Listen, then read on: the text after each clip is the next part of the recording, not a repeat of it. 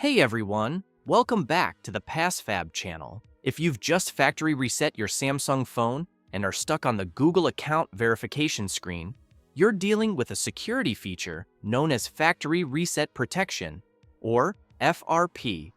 This lock links your device to the Google account that was previously active on it to prevent unauthorized use, but it can be incredibly frustrating if you've forgotten your own login credentials. In this video, we're comparing some of the best tools available in 2026 to help you regain access, starting with PassFab Android Unlock. PassFab Android Unlock is considered a top-tier choice because it's an all-in-one solution designed to bypass Google FRP on nearly all Samsung models. To use it, download and install the software on your computer, launch the program, and select the Remove Google FRP feature. Choose Samsung as your device brand, and select the correct Android version. If you're unsure, the software can automatically identify the operating system for you. Next, click Remove Now and connect your Samsung device to the computer.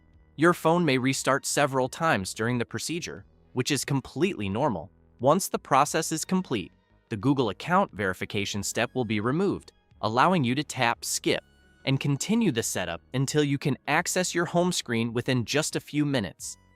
Now let's talk about two manual alternatives, VnRom FRP Bypass and AddROM FRP Bypass. Both are web-based repositories that provide APK files such as FRP_bypass.apk, which are designed to exploit system vulnerabilities and bypass the Google lock.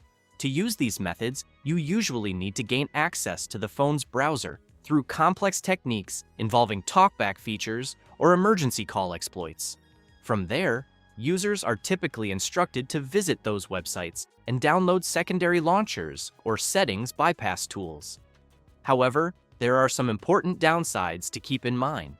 These methods require a much higher level of technical skill compared to automated software, and they're often unreliable because the loopholes they depend on are frequently patched by newer Android security updates.